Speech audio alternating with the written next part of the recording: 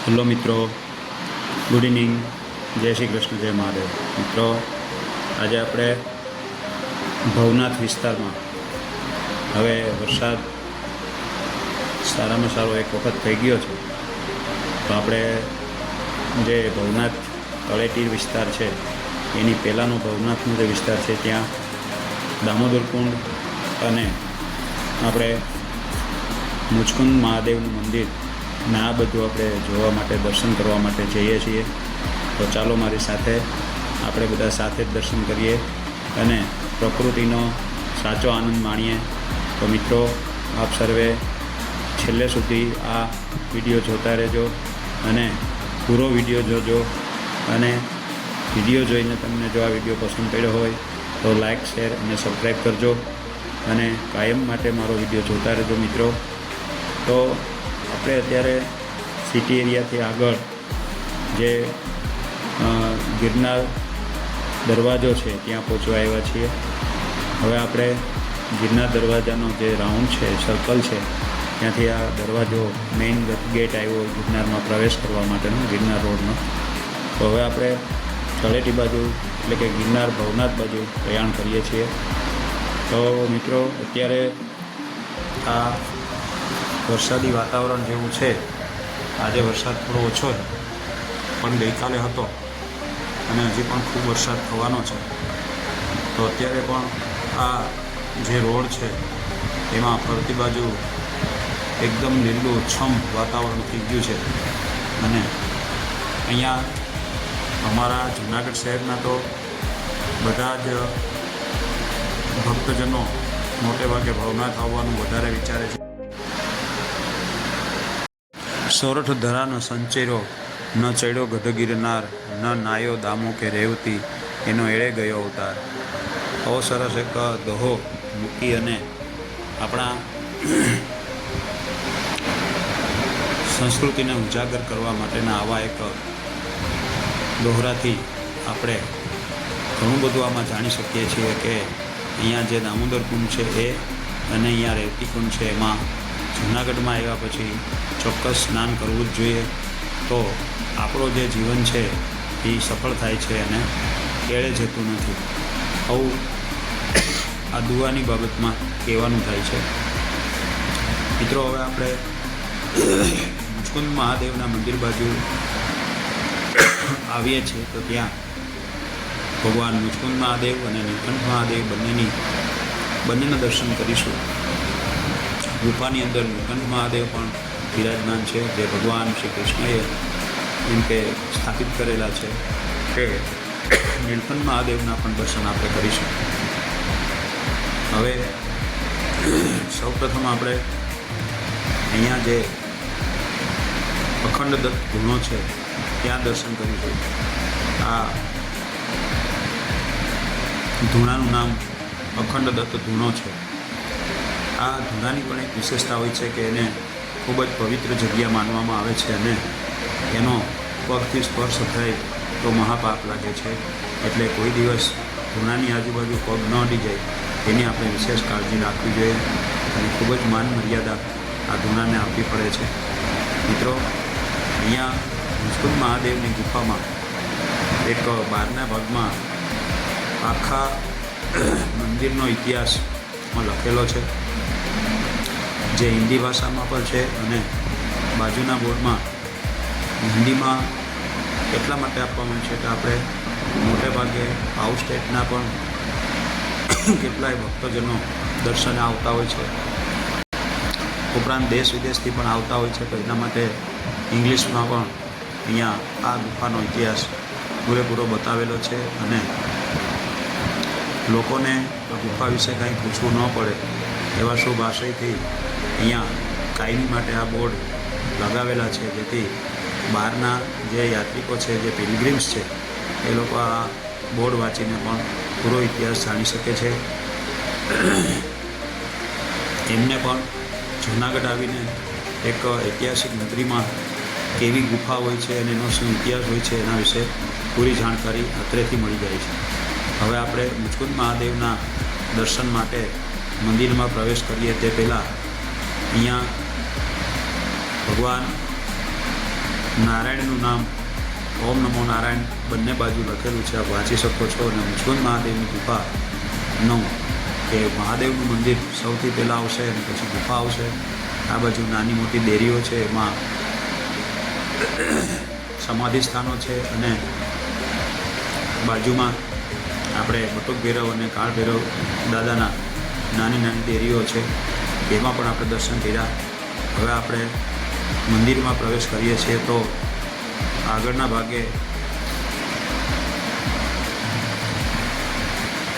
એક સરસ મજાનું થાળું આવેલું છે, જેના દર્શન કરીને આપણે હવે આગળ વધીએ તો ભગવાન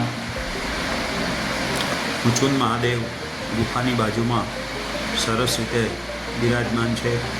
ચાલો આપણે ત્યાં પણ દર્શન કરીએ અને નતમસ્તક ભગવાનને પ્રાર્થના કરીએ કે હે પ્રભુ, આપ પણ સર્વે ભક્તોના દુઃખ દૂર કરીને સર્વેની મનોકામના પૂર્ણ કરજો ભગવાન, અને સર્વે ભવંતુ સુખિનઃ સર્વે ભવંતુ નિરામયા. ભગવાન બધાને નિરોગી રાખજો અને સુખી રાખજો પ્રભુ. તો આપણે પણ ચાલો નતમસ્તક ભગવાન મહાદેવને દર્શન કરીએ. બોલો મુચુંદ મહાદેવ કી જય. જય મુચુંદ મહાદેવ. અહીંયા આ મુચુંદ મહાદેવના દર્શન પછી આપણે એમની જે અડધી પ્રદક્ષિણા કરવામાં આવે છે એ પણ આપણે કરીશું. તો મિત્રો, આ બાજુ સૌપ્રથમ આપણે નાની નાની દેરીઓમાં જે ભગવાન બિરાજમાન છે એમાં સૌપ્રથમ ગજાનન મહારાજ, ગણપતિ, ત્યાર પછી બાજુમાં રાહુ અને કેતુ નવગ્રહ દેવતા અને વીરભદ્રજી અને મહાકાળી માતાજી છે, એમના પણ આપણે દર્શન કર્યા. બાજુમાં બટુક ભૈરવ મહારાજ છે, એમના પણ આપણે દર્શન કર્યા. ત્યાર પછી અહીંયા મહાકાળી માતાજી અને બટુક ભૈરવની બાજુમાં જ બ્રહ્માજી અને ભગવાન વિષ્ણુનો પણ પ્રતિમાજીઓ આવેલા છે, એમના પણ આપણે દર્શન કરીએ, વંદન કરીએ. આગળ જતાં ભગવાન કુબેરદેવના પણ દર્શન કરીએ અને કુબેરજી બધાના ભંડાર ભરપૂર રાખે એવી પ્રાર્થના કરીએ. હવે આગળ અહીંયા માં ગંગાજી એટલે કે શિવજીની જે અર્ધ પ્રદક્ષિણા થાય છે તે એમ કે ધારાવહી, એમાંથી આપણે પરત ફરી અને આપણે પ્રદક્ષિણા પૂરી કરવા માટે આગળ વધીએ અને ત્યાંથી પણ આપણે પ્રદક્ષિણા પૂરી કરવા માટે મહાદેવજીને પ્રાર્થના કરીએ કે ભગવાન સર્વેને સુખ શાંતિ સમૃદ્ધિ આપજો. અહીંયા હનુમાનજી મહારાજ પણ બિરાજમાન છે, એમના પણ આપણે દર્શન કર્યા. અને હવે આપણે મુચુંદ મહાદેવની જે ગુફા છે એ બાજુ આપણે પ્રયાણ કરીએ. તો અહીંયા મંદિરમાં જ આ ગુફા આપને હું બતાવું છું. તો મિત્રો, અહીંયા શૃંગાર કક્ષ પણ આપેલો છે, એટલે ભગવાનને જ્યારે જ્યારે આપણે શૃંગાર કરવામાં આવે છે એનો પણ કક્ષ છે. આ ગુફાનો પ્રવેશ દ્વાર છે, અહીંયાથી બેન્ડ થઈને એટલે કે વળીને જ જવાય છે. તો આટલી જગ્યામાંથી જ આપણે જવું પડે છે. તો આગળ જતાં સૌપ્રથમ ડાબી બાજુમાં માતાજી, મા અન્નપૂર્ણા માતાજી દરવાજામાં જ બિરાજમાન છે. તો એને પણ આપણે વંદન કરીએ કે હે મા ભગવતી, તમારા અહીંયા બેસણા છે, તો હે મા સર્વેની મનોકામના પૂર્ણ કરજો અને સુખ શાંતિ સમૃદ્ધિ આપજો માતાજી. હવે મા જગદંબાના દર્શન કરીને આપણે અન્નપૂર્ણી, સદાપૂર્ણીના દર્શન કરીને શંકર પ્રાણ વલ્લભે જ્ઞાન વૈરાગ્ય સિદ્ધ્યર્થમ ભિક્ષાંતે પાર્વતી, હે મા તમારા દર્શન કરીને અમે હે મા ભગવતી હે ભિક્ષાંતેહી. હવે અમે આગળ જઈએ છીએ, આગળ વધીએ છીએ કે મા અમારી કાયમને માટે રક્ષા કરજો. અહીંયા મુચુંદ ગુફામાં જ અંદરના ભાગમાં ભગવાન શ્રી કૃષ્ણએ સ્થાપિત કરેલ નીલકંઠ મહાદેવનું મંદિર પણ આવેલું છે. મિત્રો, એમના પણ આપણે દર્શન કરીએ કે જે સ્વયં ભગવાન શ્રી કૃષ્ણએ આ નીલકંઠ મહાદેવને સ્થાપિત કરેલા છે. તો અહીંયા મહાદેવના દર્શન કરીને હવે એમના ગર્ભગૃહનો પણ જોઈએ કે બહારના ભાગમાં આ ઘણી પ્રતિમાજીઓ આવેલા છે. એમાં અલગ અલગ દેવી દેવતાઓ બેઠા છે. એમાં ધર્મરાજા છે, એમાં યમરાજા છે અને પરમ સંત શ્રી લક્કડ ભારતી મહારાજ જીવતા જેને સમાધિ લીધી છે એ બાપુની સમાધિ સ્થાન પણ અહીંયા આવેલું છે. એમને પણ વંદન કરીએ. એમણે ઘણો સમય આ નિકંદ મહાદેવની સેવા પૂજા કરેલી છે. તો ભગવાનના સાચી ભક્તિ કરનારા આવા જે મહાન સંતો એનું પણ સ્થાન અહીંયા ડેરીમાં આવેલું છે. તો અહીંયા ભગવાન મહાદેવજી નીલકંઠ મહાદેવના દર્શન કરીએ. બોલો નીલકંઠ મહાદેવ કી જય. તો મિત્રો, આ પણ એક આપણા જીવનનો એક અમૂલ્ય લાવો છે કે આપણે ભગવાન ભોળાનાથના દર્શન અહીંયા કરી શકીએ છીએ અને એમની પાસે પણ સારી એવી આપણી માગણીઓ મૂકીએ છીએ કે પ્રભુ સર્વેને શાંતિ આપજો, સુખ આપજો, નિરોગી રાખજો. તો હવે અહીંયાથી આપણે બહાર નીકળતા અહીંયા ગુફાની નાની એવી સાંકડી બહારની જવાની રસ્તામાંથી અહીંયા ગુરુદત્ત ભગવાનનું એક પ્રતિમા જે આવેલી છે એમાં પણ દર્શન કરી અને ભગવાન ગુરુદત્ત આપણા ગિરનારજીમાં ઉપરના શિખરે બિરાજમાન છે. તો અહીંયા પણ એમના દર્શન આપણે કરી શકીએ છીએ. તો ગુરુ દત્તાત્રેય ભગવાનની આ પ્રતિમાથી ખૂબ આનંદ આપે એવી છે, નમન કરવા લાયક છે અને ખૂબ સરસ મજા આવે એવી આ પ્રતિમાજી છે. તો આ ગુરુ દત્તાત્રેય ભગવાનના દર્શન કરીને હવે આપણે આગળ વધીએ. ત્યારે દિવાલોમાં પણ જય શ્રી કૃષ્ણનું આ વિડીયો તમને પસંદ પડ્યો હોય તો લાઈક છે, સબસ્ક્રાઈબ કરજો. ફરી આપણે લખેલું છે લખાણ અને અહીંયા બાલ ગોપાલનો પણ દર્શન થઈ ગયા. એની પણ બેઠક અહીંયા આપેલી છે. હવે આપણે ગુફાની બહાર. હા, તમારું નામ? શ્રી અમિત મહારાજ, મુચકુંદ ગુફા. અમિત મહારાજ છે. મુચકુંદ પૂજા આપણે જે મુચકુંદ મહાદેવનું મંદિર છે એમની પૂજા માટે બાપુ કરે છે, ભાઈ કરે છે, પૂજારી કરે છે. તો તમારે કેટલા વર્ષ અહીંયા થયા? છેલ્લા 6 વર્ષ તક જે મંદિર છે સરકાર અત્યારે આ સરકાર ગવર્મેન્ટ હશે. ગવર્મેન્ટ. બરાબર, સારું. અચ્છા, તો આ ગુફાને કેટલા વર્ષ આ થયા? ગુફાનો ઇતિહાસ છે 5200 વર્ષનો ઇતિહાસ છે. ભાગવત કથામાં ઉલ્લેખનીય છે. અચ્છા. ત્યારે શ્રી કૃષ્ણ ભગવાન એમના મામા કંસનો અંત કર્યો હતો. કંસનો પરમ મિત્ર જલાસન, કાલ્યવને શ્રી કૃષ્ણ સાથે કંસનો બદલો લેવા માટે યુદ્ધની ઘોષણા કરી હતી. શ્રી કૃષ્ણ ભગવાનને જ્ઞાત હતું કે જે કાલ્યવન છે એની પાસે અર્ધમણનું શિવજીનું વરદાન છે. શિવની શક્તિ સિવાય એને કોઈ પરાજય કરી શકતા નથી. તે છતાં એમણે યુદ્ધ લડ્યું હતું અને રણભૂમિ છોડીને શ્રી કૃષ્ણ ભગવાન ભાગ્યા હતા. ત્યાંથી ભાગતા કે રેવતાચલ પર્વતની મધ્યમાં અહીંયા આવીને સંતાઈ ગયા હતા. એમને જ્ઞાત હતું કે મુચકુંદ નામના રાજા નિંદ્રાવસ્થામાં લીન છે. એમને પણ વરદાન છે કે એમને કોઈ યુદ્ધમાં પરાજય ન કરી શકે એવું શિવજીનો વરદાન હતો અને એ લાંબી નિંદ્રામાં અહીંયા સૂતા હતા.